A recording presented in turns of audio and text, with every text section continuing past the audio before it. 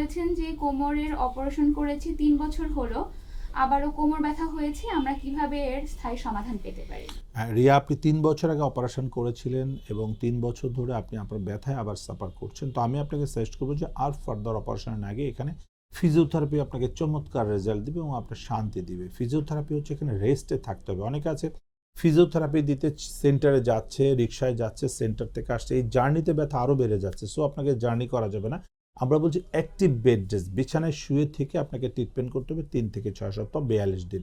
আপনি 3 থেকে 6 সপ্তাহ প্রতিদিন 3 থেকে 4 বার ফিজিওথেরাপি দেন, তাহলে ইনশাআল্লাহ সম্পূর্ণ সুস্থ হয়ে যাবেন এবং 42 দিন কষ্ট করুন, 42 বছর ভালো থাকবেন। এই ব্যথা আপনাকে কখনো আর যন্ত্রণা করবে না। ধন্যবাদ আপনাকে।